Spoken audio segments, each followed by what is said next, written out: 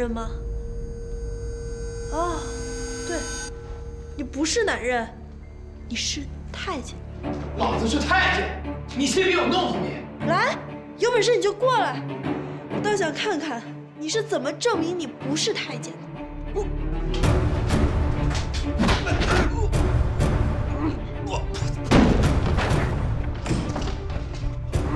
松开吧，一会儿人死了。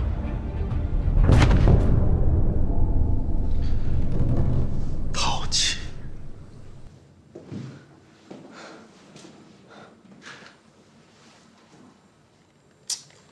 幸好还活着，把他带走。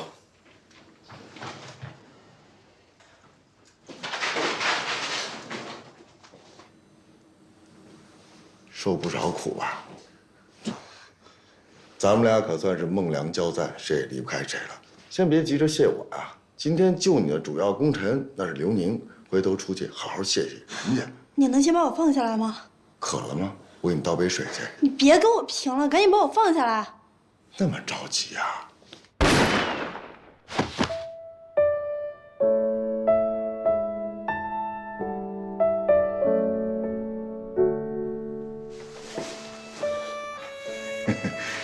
非常时期，我就原谅你占我便宜了啊！自己能走吧？看来是不行。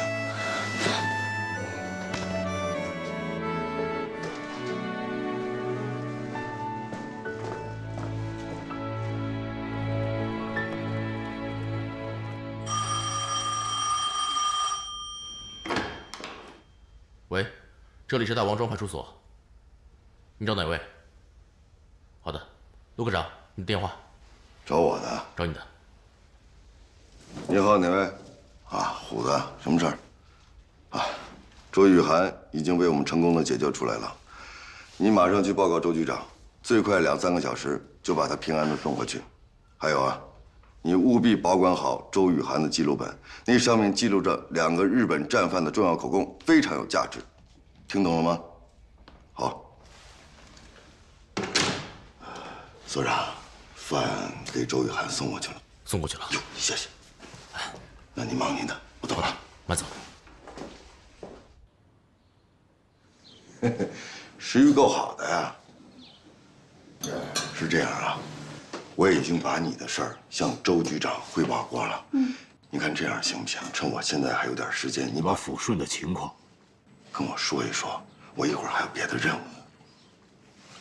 你还要去哪儿？啊，等你跟我说完之后，我再向您汇报，行吗？那好吧。这次我去抚顺之前，尽管我查阅了有关于苏联伯利军事法庭审讯日本战犯的记录，可是当我看到山口俊一的档案时，我立刻就发现了重大疑点。他的档案袋里只有一张登记表，而且登记事项那里几乎都是空白的。让我没有想到的是，接下来发生的情况却完全出乎我的意料。战犯管理所的张所长告诉我，在日本战败之后，被苏联人关押在伯利的日本关东军司令官山田乙三和日军731部队细菌生产部部长川岛清，已经在上个月由苏联人移交给了抚顺战犯区管理所。和他们一同移交的还有900多名日本战犯。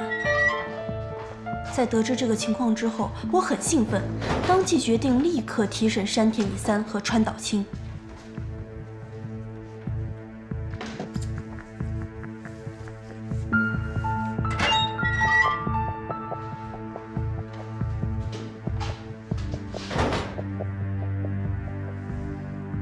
坐吧。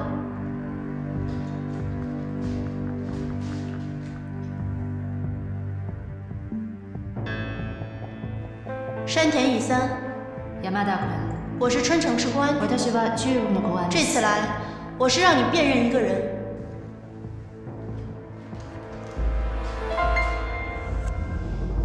就是他，你仔细看一下这个人，是否認識？知っていますか？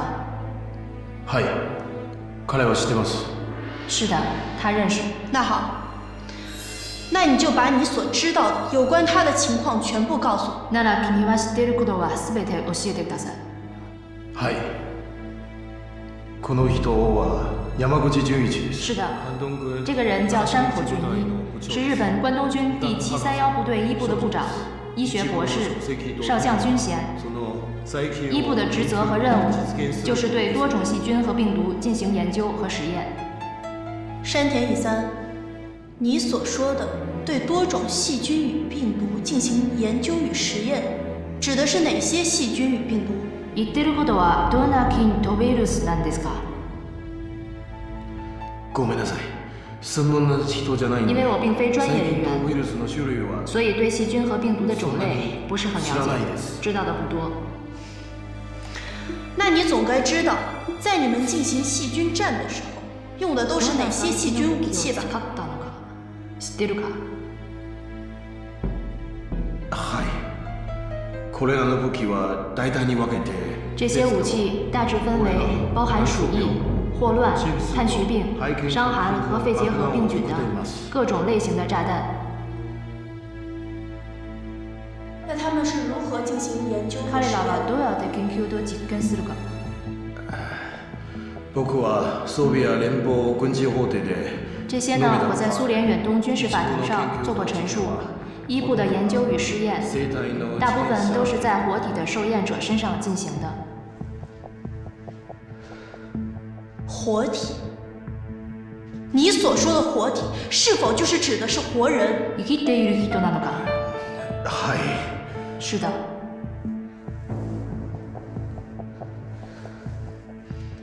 那他们在进行所谓实验的时候，你是否有在现场亲眼看到？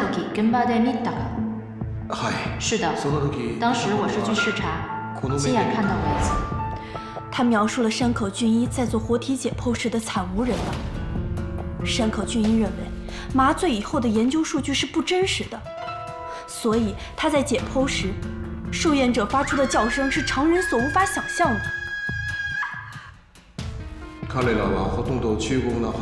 们大部分都是中国的反满抗日志士，还有一部分苏联红军俘虏和给苏联提供情报的人。这些人都是由住在香港的731部队监狱统一监禁和关押，而这些监狱也是由山口俊一一手管辖的。山田乙三，我要你如实的告诉我，从1932年到1945年这13年的时间里，731部队到底残害了多少这样的受害者？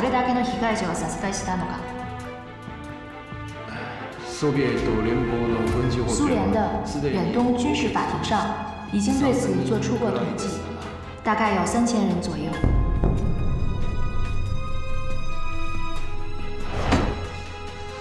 他在撒谎，他们这些编织内幕的人全部都在撒谎，因为在他们战败之前就已经销毁了大批的罪证，并且把大量的原始实验数据还有设备器材全部撤回到了日本藏匿了起来。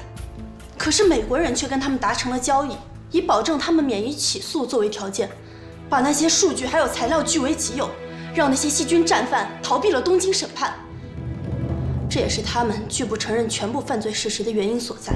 我真没想到，这个山口俊一这么的可恶、可怕呀！真正可怕的还远不止于此。你知道那个川岛清都说了些什么吗？他说什么？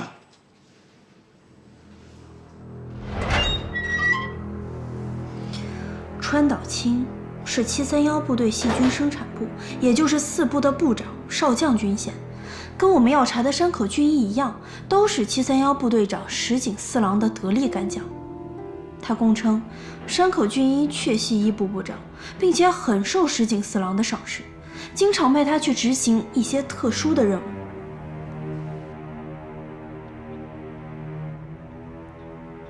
你所说的特殊任务指的是什么？何ですか？举例说明。例を出して説明してください。戦争の時、731部隊战争期间，731部队制造了数十吨细菌武器。到底是多少吨？说清楚。一体何吨かはっきり言いなさい。あ、僕は生産の担当だ。いくら我只负责生产，八部で統計。至于生产多少，由8部负责统计。具体的数字我并不清楚。接着说，続けて。戦時に必要なため。为保证战时所需，这些细菌武器都存放在东北的许多地方。知道的人很少。日本战败以前，山口俊一被石井四郎。彼は復帰する前に、天皇は派去执行这项特殊任务。在他归队之前，日本天皇就下了投降的诏书。从此以后，我们就和山口俊一失去了联系。那你知道他去执行任务的地点吗？任務を執行する場所は知ってますか？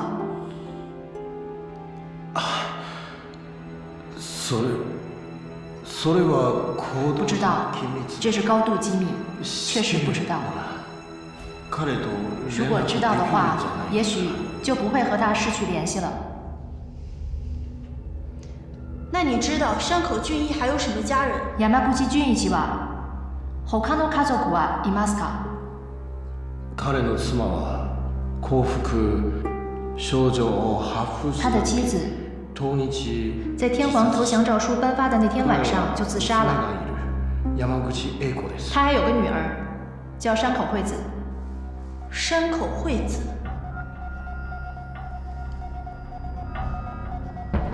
你见过她吗？会ったことありますか？ないです。没有。彼女はその時徳岡に捕食していた。山口惠子当时供职于日本特高课，是位高级特工，身份是保密的。他主要负责侦破抗日地下组织、侦捕、审讯和处理抗日组织的特工人员。那关于这个山口惠子，你还知道些什么？山口英子さんは何を知ってますか？ある日、山口とお酒を飲んだ時。有一次，我和山口君喝酒，平时酒量很大的山口君居然喝醉了，还痛哭流涕地喊着山口惠子的名字。我很惊讶，问他怎么了。山口君悲伤地说：“女儿走了，去执行陆军总部下达的特别任务，他担心再也见不到她了。”我再三追问怎么回事，山口君只说了一句：“他已经变成中国人了。”变成中国人是什么意思？中国になったのか、何の意味ですか？私もそう聞いたんだ。我也这样追问过，可他就是不说。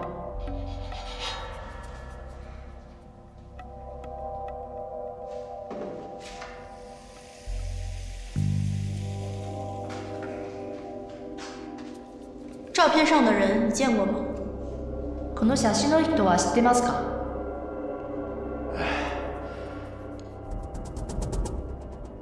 ごめんなさい。非常抱歉，最近我的视力一直不好，况且也没有合适的眼镜，所以我不能确定照片上的人是不是山口惠子。本当にごめんなさい。非常抱歉。你给他看的是谁的照片？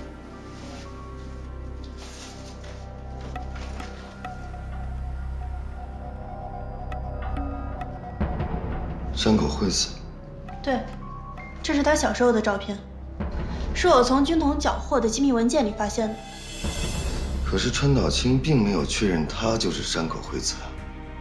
尽管他当时没有确认，但是从他当时的神情还有举止上来看，这个问题他撒了谎。那你说，崔胜文一直苦苦追寻的那个麻雀，会不会就是山口俊一的女儿？山口俊一，山口惠子。你的思维还挺天马行空的，不过也不排除有这种可能。如果是真的的话，那麻雀就有机可查了。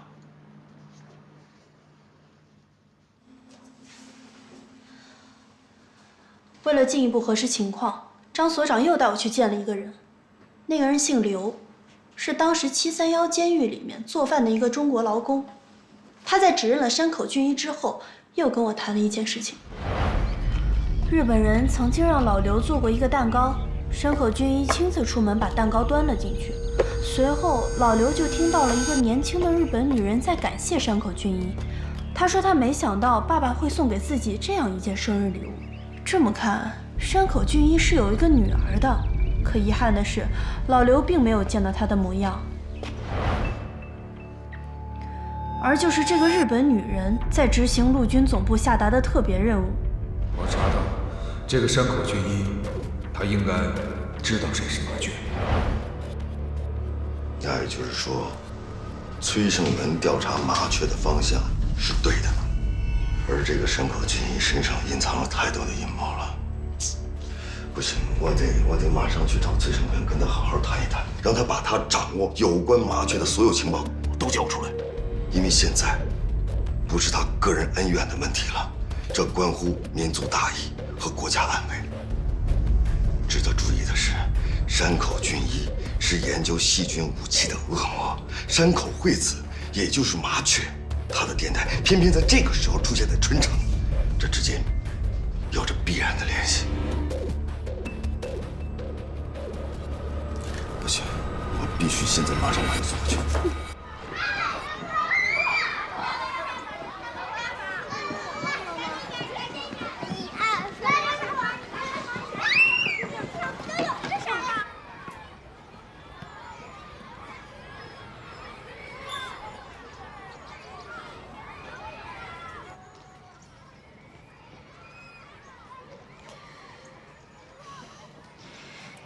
你来这里干嘛？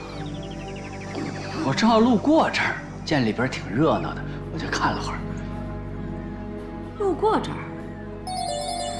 我以为你来这儿盯崔胜文的呢。瞧你说的，他要来这儿，不早让你发现了吗？你盯着我干嘛？我盯着你了吗？不会是你心里有鬼吧？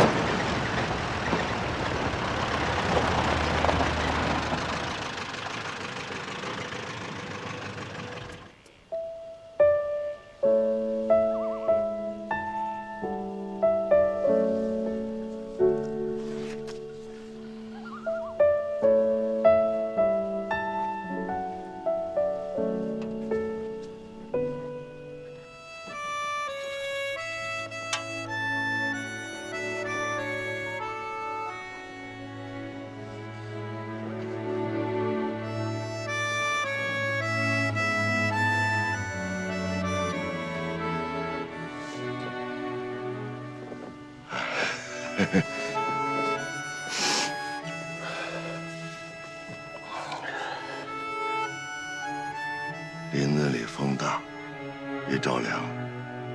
我很佩服你，在哪儿都能睡着。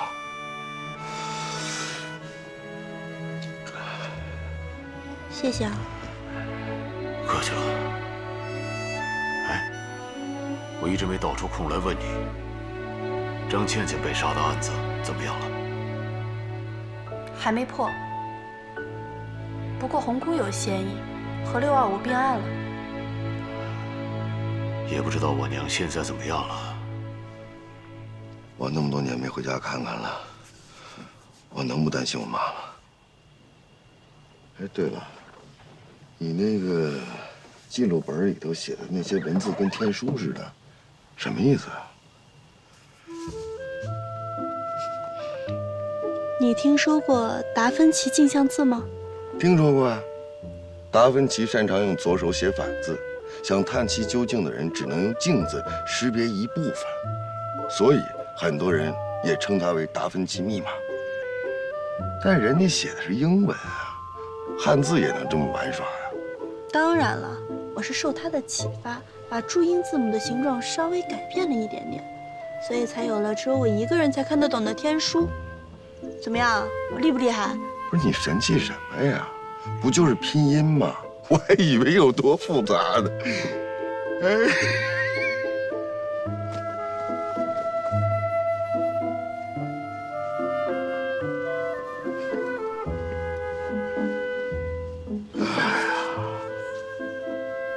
还是穿上自己的衣服暖和。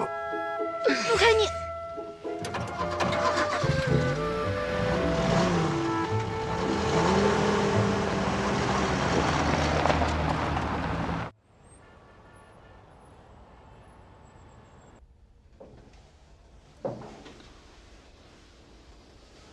周局啊，您别着急啊，我刚给大王庄打过电话的，他们已经走了1个多小时了，应该很快就到了。是啊，怎么说也有100多里路呢。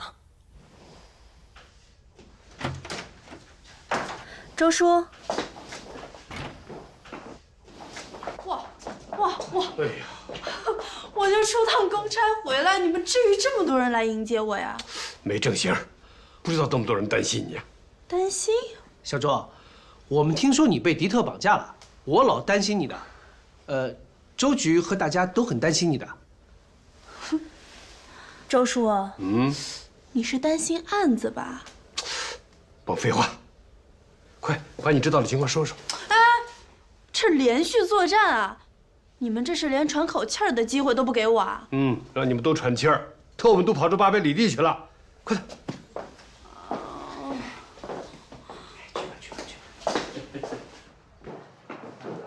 哎，陆先生，陆先生，这。升文睡了吗？啊，没有，在上面等你呢。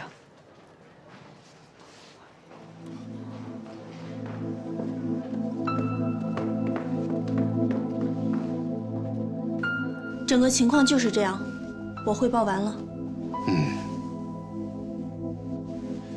从目前的情况看，崔胜文之所以要劫持山口俊一，是想从他嘴里获知麻雀的身份，而麻雀的背后是一个大阴谋。老周啊，我同意你的分析，而且我认为这是一个新的情况，要尽快向厅里汇报。陆凯也是这么说的，而且他还认为，我们应该尽快地说服崔胜文主动投诚，把他手里掌握的有关于麻雀还有山口俊一的情报全部都交出来，和我们共享，以方便我们尽快地追查到麻雀的行踪，向敌人讨还血债，为抗日烈士报仇。所以我建议将追查麻雀和625专案并案侦查。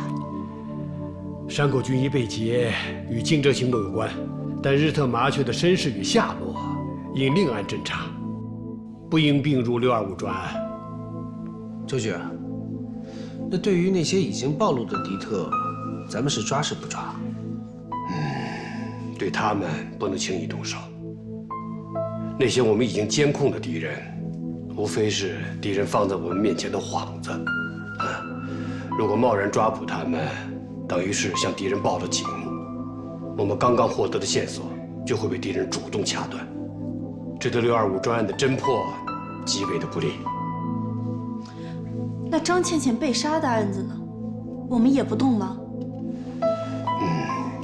这个案子的侦破已经到了关键时刻，要充分利用敌人自以为天衣无缝的侥幸心理，再继续麻痹敌人，让他们充分的表演，露出更多的马脚来。果然不出我所料，山口俊一是个恶魔，是个双手沾满了中国人鲜血的恶魔。既然你已经很清楚了，这一回一定要把他看好了，一定要吸取5年前的教训，绝对不允许让他逃之夭夭。二哥，你放心，就算他长了8条腿，我也绝不让他脱离我的视线。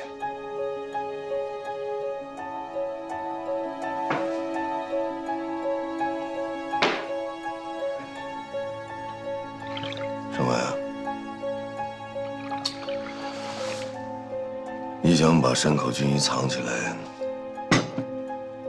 是不是为了引蛇出洞啊？不仅要把他引出来，我还要把他抓着，把他千刀万剐，替我死去的那帮兄弟们报仇。痛快，我听着都痛快。但是盛文，我们可不可以试想一下，如果说麻雀已经猜透了你的心思，如果说他也知道你并不会把他的父亲怎么样，他就稳稳地躲在暗处，欣赏着你心急火燎、上蹿下跳的表演，有没有这种可能？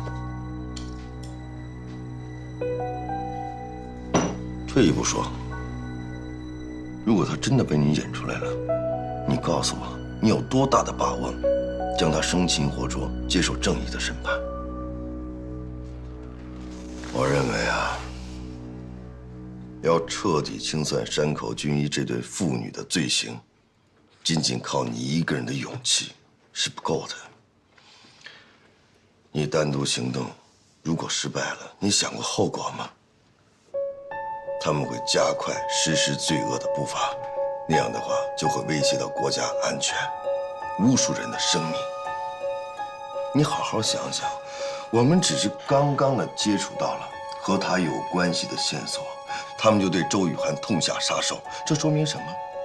这说明他们紧张了，他们害怕真相水落石出，这背后一定隐藏着一个巨大的秘密，否则他们不会负隅顽抗、丧心病狂的。这不是一件小事儿啊！那你的意思是？你真想听吗？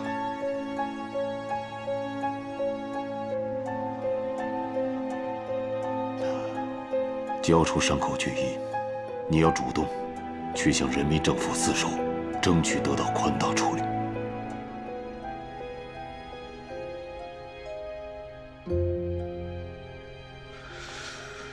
阿哥，我答应你。我希望尽快。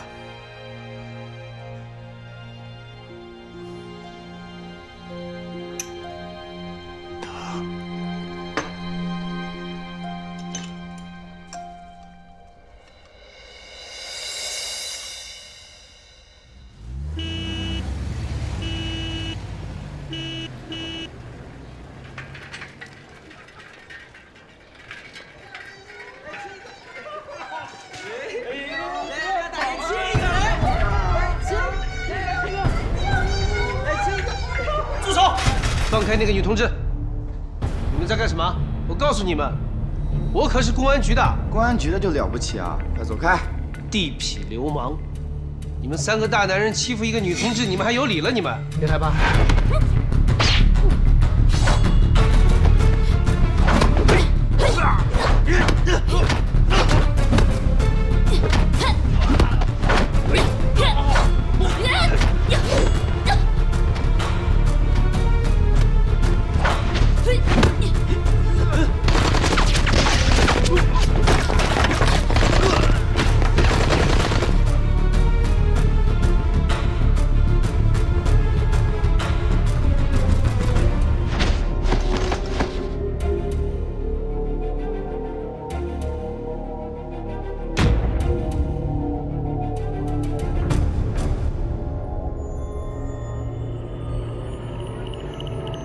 别动！你们到底是什么人？该死的人！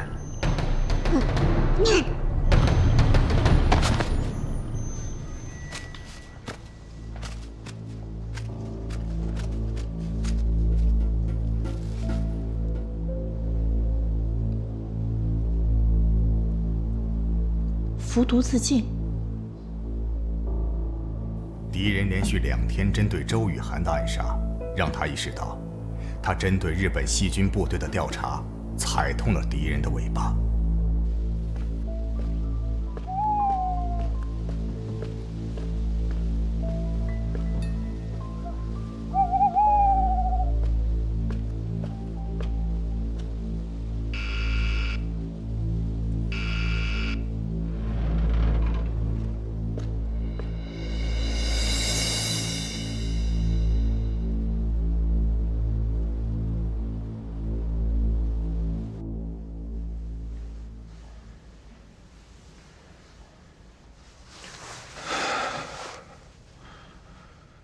这么晚了找我来，一定有什么事儿吧？这么多天来，我一直为你提心吊胆的，生怕你有个什么闪失。又在瞎想了。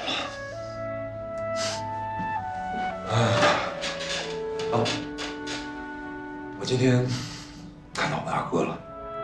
他们没有把你怎么样吧？他们能把我怎么样？他们可是我的生死兄弟，而且没准以后还会成为我的好帮手。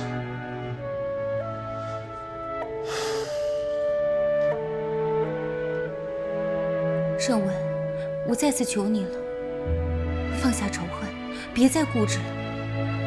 你也应该为我们想想的。自从你隐姓埋名躲进深山以后，1年多了，我丝毫的希望没有看到，反而还闻到了危险的气味。我们趁这个时候一起走吧，去香港，去美国。我不求荣华富贵，我只求安安静静的，能跟你过平淡的日子就足够了。人这一生纷纷扰扰，功名利禄，都是过眼云烟而已。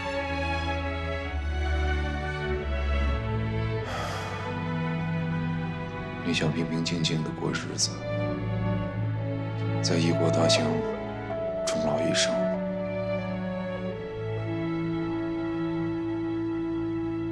可是有人不答应。谁？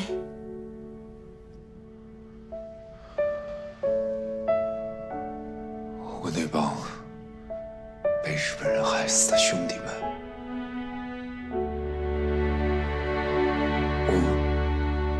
我只要一闭上眼睛，我就能听到他们的冤魂在呐喊。崔正文，崔正文，替我报仇，替我报仇。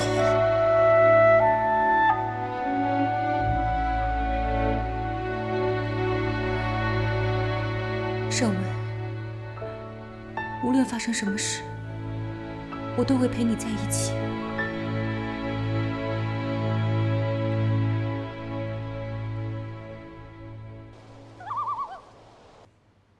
崔胜文已经同意向政府自首，交出山口俊一。周局长，敌人劫持山口俊一，说明他与惊蛰行动有关。而麻雀是山口的女儿，恰恰在这个时候再次出来活动，二者之间可能存在一定联系。所以，我请求上级批准，将抓捕麻雀和捣毁惊蛰行动并案处理，一起找出那只麻雀的行踪，从而找出隐藏在他们背后的巨大阴谋。你觉得怎么样？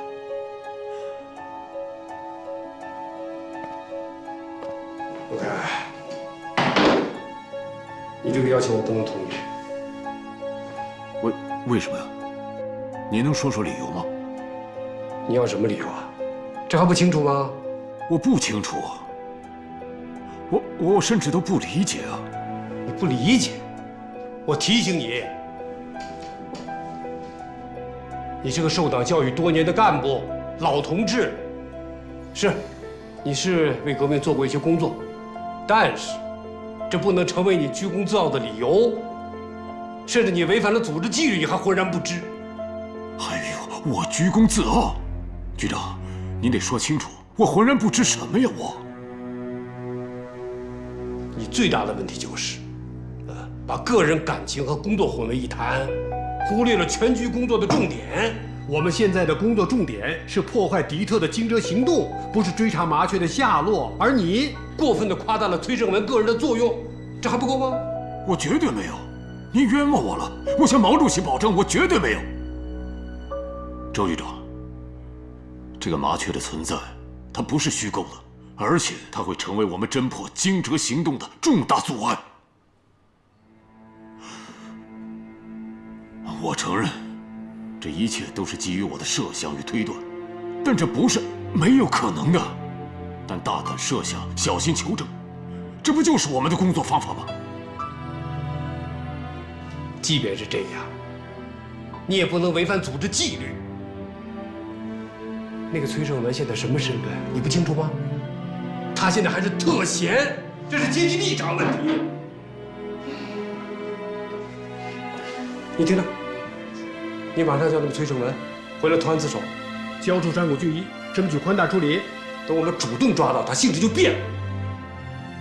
周局长，该跟您反映的，我都如实反映了。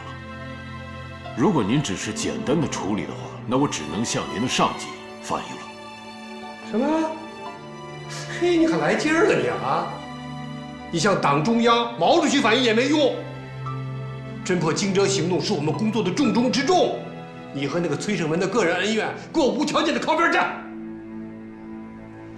对了，你去告诉那个崔胜文，我限他3天之内给我回来投案自首，这是命令，否则我撤你的职。局长，我听您的。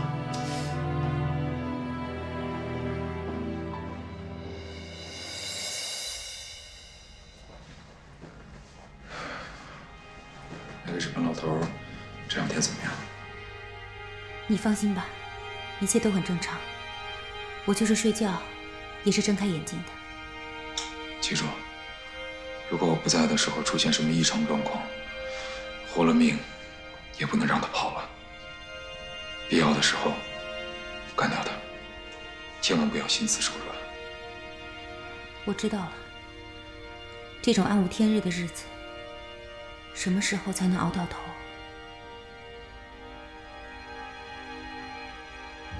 对不起，我拖累你了。你别这么说，这一切都是我心甘情愿的。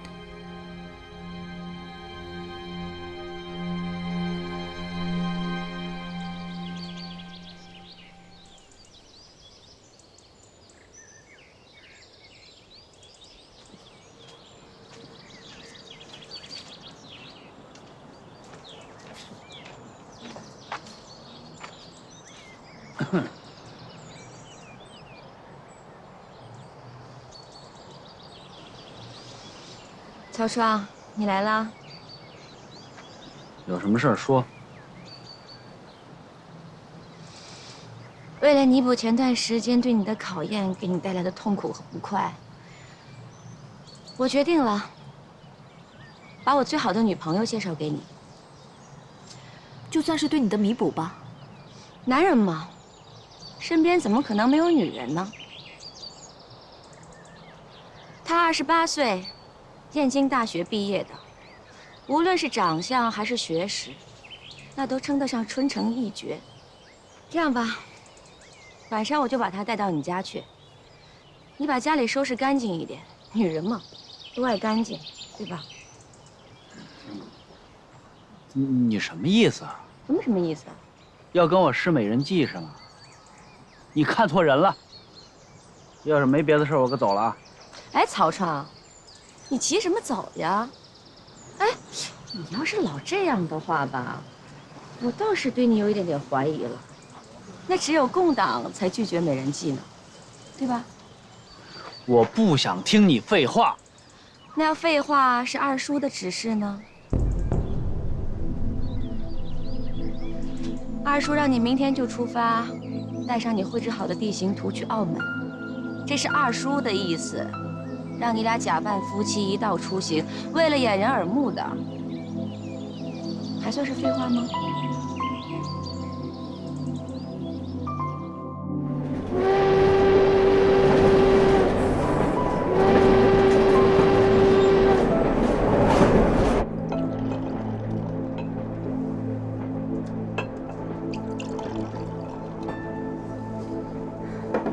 长官，该用餐了。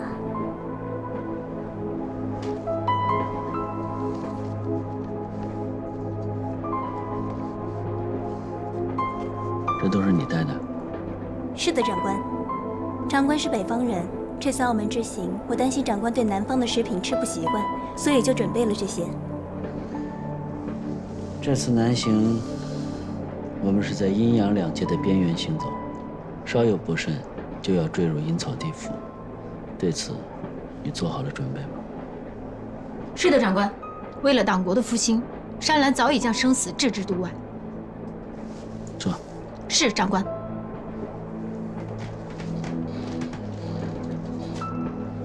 一个人的言行举止，很可能会暴露他不该暴露的东西。从现在开始，你不要再叫我长官了，以免被别人发现你军人的身份。当然，这也是为了安全。那我是叫您亲爱的呢，还是 darling 呢？我觉得这样的称呼好像是更符合我们假扮夫妻的身份吧。这个你随便。是长官，不，亲爱的，这次旅行你是想和我做假夫妻呢，还是真夫妻啊？咱们这次的目的地很可能是刀山火海，千万不能掉以轻心。只有活着，才能享受美好的生活，对吗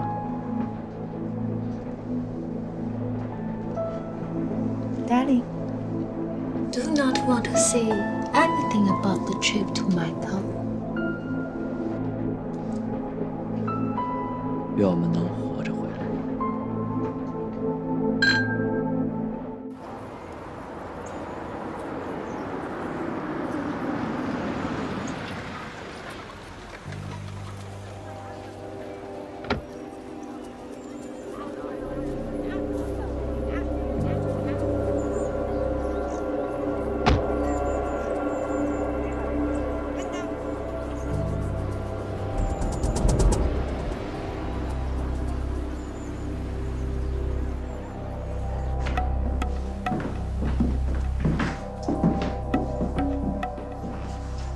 啊！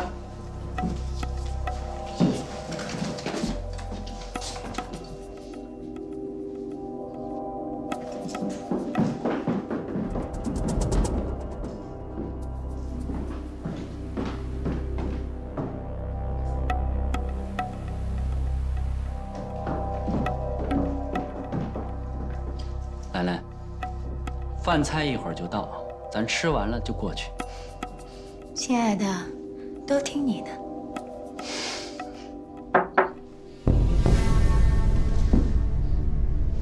我去。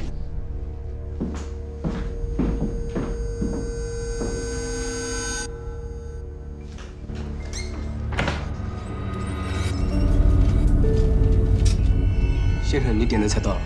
这么快？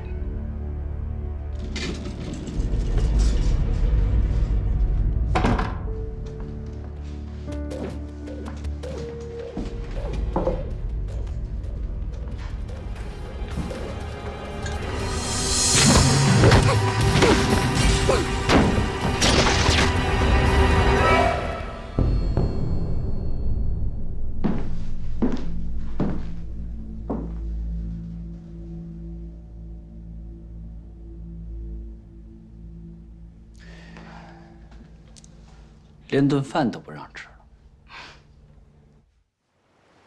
厅长，周局长说我居功自傲，我认了，我不辩解，因为压根儿就没有事儿，我辩解什么？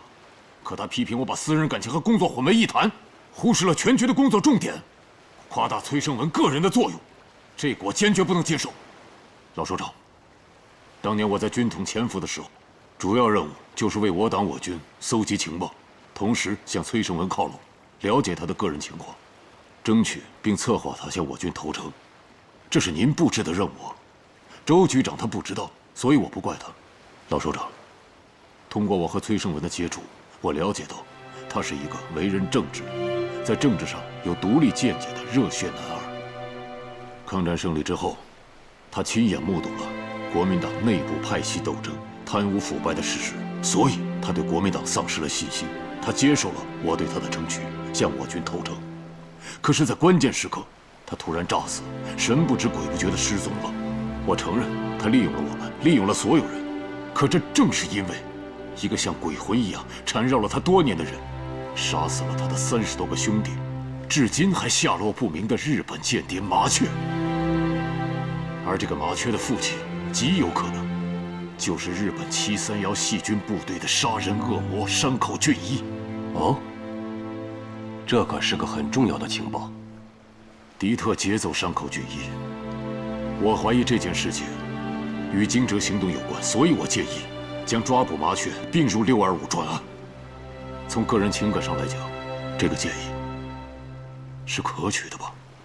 而且，周雨涵去抚顺战犯管理所了解的那些情况，我相信你已经知道了。可提供这些情报的人是谁呢？正是崔胜文。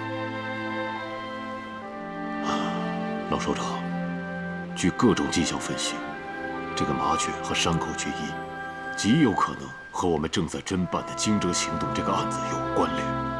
我们为什么不顺水推舟去抓获这个麻雀呢？这样对我们侦破惊蛰行动这个案子有事半功倍的效果。可是现在问题来了，局长说我阶级立场有问题，让我转告崔胜文，如果3天之内不投案自首的话，就撤我的职。哎，怎么办啊？哎，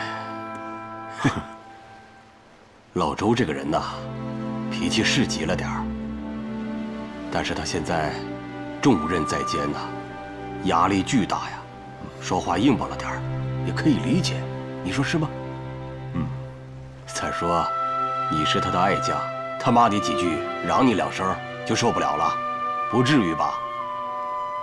咱们搞侦查工作的，有特殊的修养，要学会控制自己的情绪，你说呢？最近我们做了一项情报分析，国民党保密局也在积极寻找日寇藏匿在大陆上的细菌武器，恐怕这就和他们这个惊蛰行动是有关联的。关于这个崔胜文，我的态度是明确的，只要他投案自首，交代清历史问题，我们一定会给他一个光明的未来。陆凯啊，拯救一个人的灵魂，比消灭他的肉体要困难得多呀。再说，如果我们能成功地抓获这个麻雀，那对揭露日寇的暴行和国际反华势力、反人类道义的行径会产生重大的影响。你尽快安排我和崔胜文见面，由我去请示上级领导。行了，走吧。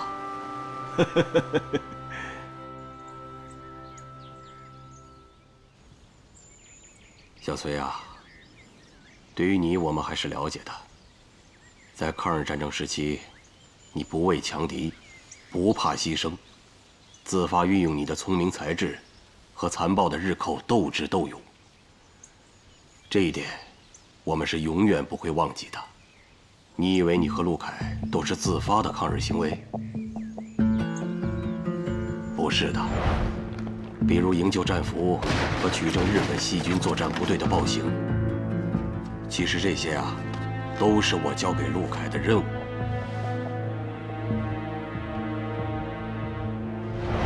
而且，你这个人嫉恶如仇，对国民党的那些贪官污吏，你是深恶痛绝。为此，他们还差点把你置于死地，是这样吧？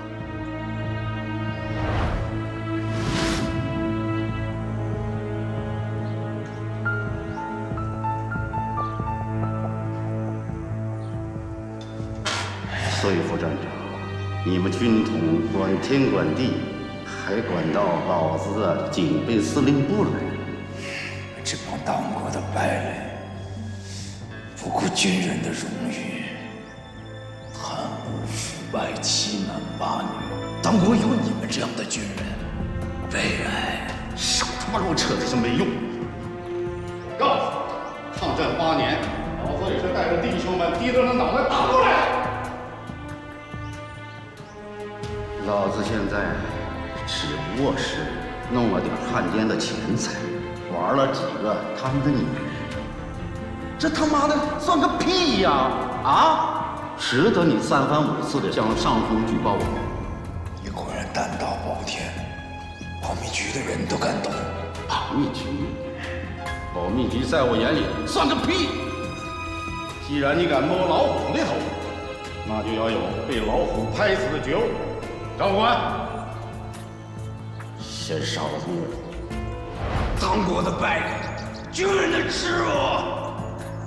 当然，我知道你一直有一个心结，直到今天也没有解开，就是48年10月，你决定投奔光明，在赶往和我军接头地点的途中，你的吉普车突然发生了爆炸，于是你就认为是我们不讲信用，是共产党背信弃义，搞了这次阴谋。我说的对吧？小崔啊，你一直追着陆凯，要能够证明那不是我们所为的物证。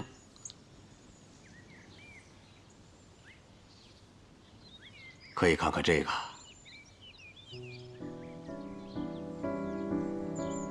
这是你的兄弟曹创当年截获的电文，就是保密局下达的对你的密裁令。你可以特别留意一下截获电文的时间。当时曹创在抄收电文，这个时候你的吉普车已经出了门口，那就是说他在截获电文和你吉普车出门这2件事情，在时间上是重叠的。曹创为了营救你，他冒险用明码电报通知了陆凯，你投诚的意愿已经暴露了。陆凯为了营救你，立刻带人赶赴接应地点，但是万万没有想到，在半路上有不明身份的人员对他进行了狙击，于是延误了他到达接应地点的时间。我们可以想一想啊，按照正常来讲，只有收到密裁令之后，保密局才会对你采取措施。那么为什么有人会提前埋伏在陆凯他们的必经之路上呢？小崔啊，你不要忘了，如果我们共产党真的要杀你的话，那当年警备司令秘密处决你的时候，我们就用不着出手相救了。你还记得46年秋天吗？张副官在密杀现场把你营救下来，他执行的就是我给他布置的任务。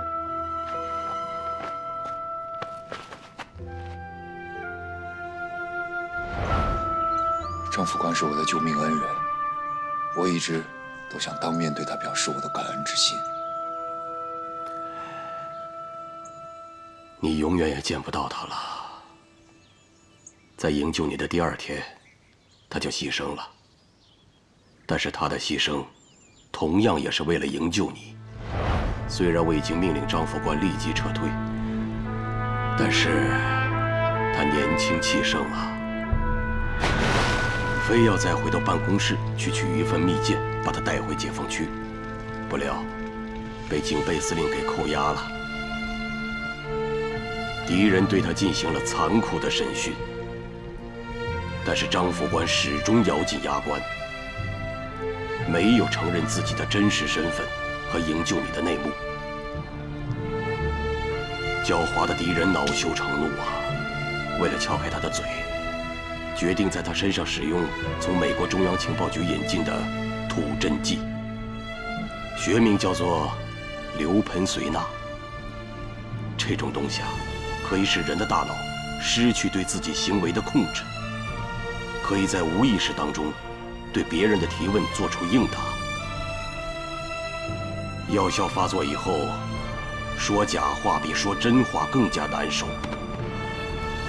但是张副官没有让敌人的阴谋得逞，他有意激怒了敌人，从警备司令手上抢下了注射器。这个结果恐怕我们都能够想到。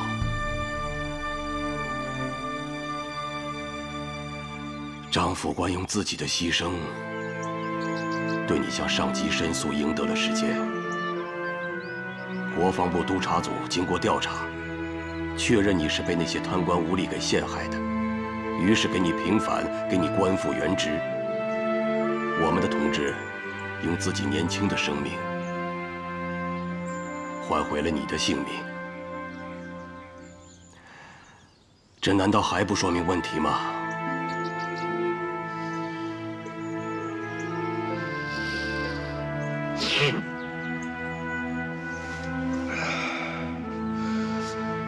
共产党言而有信，保证守战。张副官更是视死如归，堪称仗义英雄。我崔胜文必将永世不忘，感念终生。啊，至于说的那次爆炸，我从来不认为那是个巧合。干我们这一行的应该永远记住，在这个世界上从来就没有什么巧合。你吉普车爆炸，那是有人蓄意而为，其目的就是想挑拨离间，借刀杀人。而且我还认为，这个在你车上安放炸弹的人，一定是感受到了来自于你的某种威胁。你不死，他就要在恐惧当中惶惶不安。那么我们可以想一想，在当时是谁因为对你的恐惧和恨，一定要置你于死地呢？麻雀，就是那个日本间谍。这么多年，我从来没有停止过对他的追捕。这个双手沾满了中国人民鲜血的日本间谍麻雀，我们是绝不会放过他的。我们中华民族从来就有一个信条，那就是犯我强悍者，虽远必诛。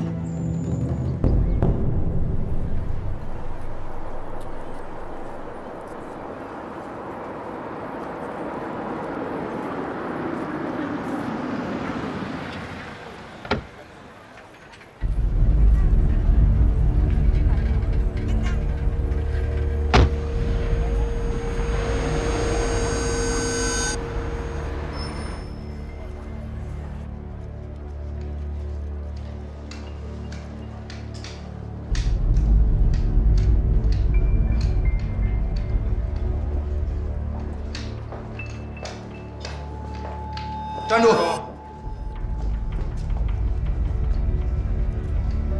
转身！转身！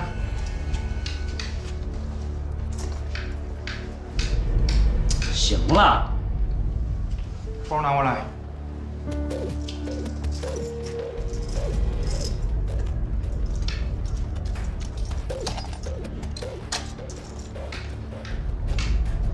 跟我走。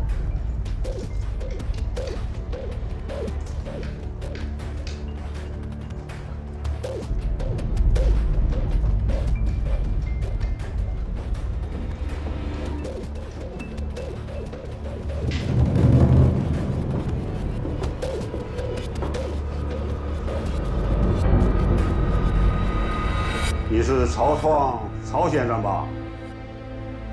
是我。东西带来了吗？当然。那为什么还不拿上来？你要不把这2盏灯关了，我绝不会把东西给你。而且我还提醒你，我们是来送徒的，不是来送死的。这要是动起手来，还不一定谁赢谁输呢。那就给曹先生一个面子，把灯关掉。2位请坐。来，坐。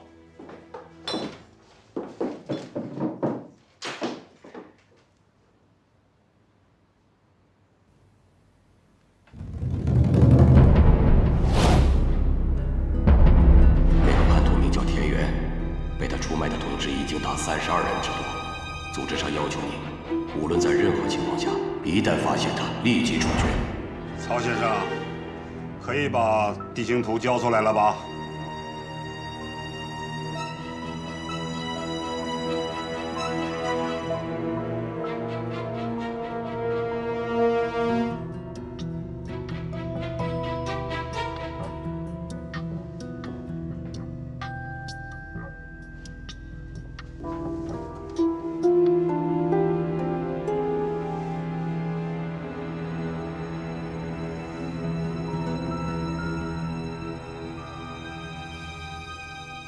没错吧，田园先生？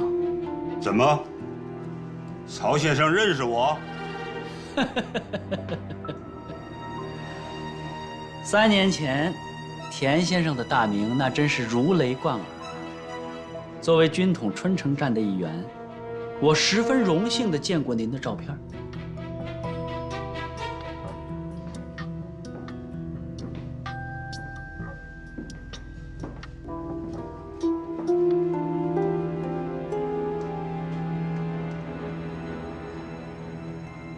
我怎么对你没有印象？我对您却印象深刻呀，亲爱的，把香烟给我。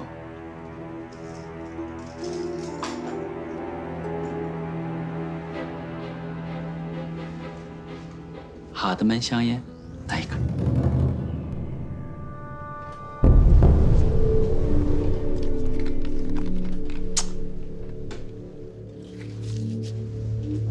来我进。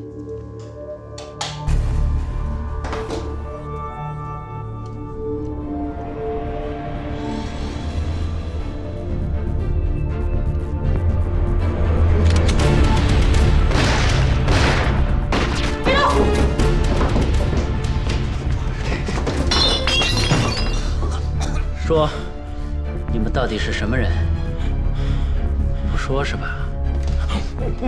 我说。说，我们是自由中国运动先导团的。什么自由中国运动？说清楚。自由中国运动是由美国中情局组建的情报组织，是他们对国民党情报局失去了信心之后才组建的。那田园担任什么职务？田园是我们先导团的副团长，是美国人委派的。你们接下来的任务是什么？田园接受命令，利用保密局军事特派员的身份，代号黑桃 K， 潜伏到大陆。此行是明修栈道，暗度陈仓。什么道？什么仓？说清楚点儿。道是指他利用特派员身份，联络东北各地国军残部举行暴动。仓就是把东北潜伏网接管到手里，为第三方势力美国人服务。去你妈的美国人吧！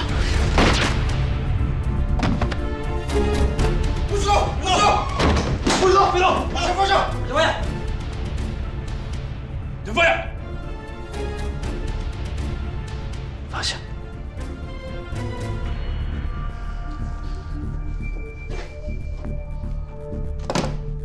带走！往门口走！快走！走！走！快走！快！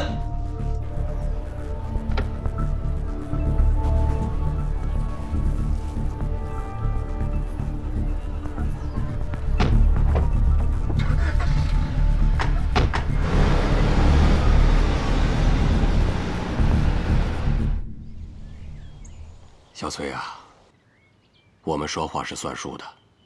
我还想提醒你一点，现在是人民的新中国了。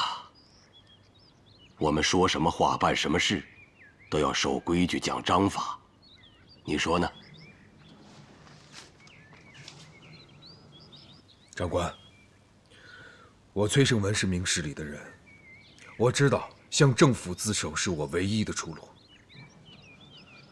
从今往后，我崔胜文随时听命于您的调遣。小崔啊，千万别叫我什么长官。你和这个陆凯不是兄弟吗？那从今以后，你拿我也当你一个兄长，怎么样？这，厅长，之前保密局的人联系过我，那个光明电料行的马掌柜是保密局的人，他曾经代表二叔劝说我参加惊蛰行动。我可以打入他们的内部。不急，具体的工作方案嘛，我们要研究清楚。李厅长，我还有一批从保密局带出来的档案，希望交给你。另外，那个日本战犯山口俊一在我手里。我知道，但是现在交接会给你造成危险。那批档案暂时存在你那儿，具体的交接工作安排好之后，我会让陆凯通知你的。来，咱们握个手。小崔啊，今天这次会面，我把它视为绝密，除了周局长和陆凯，我不会让任何人知道。我们会尽快核实你的情况，进行必要的审查。谢谢您，李厅长。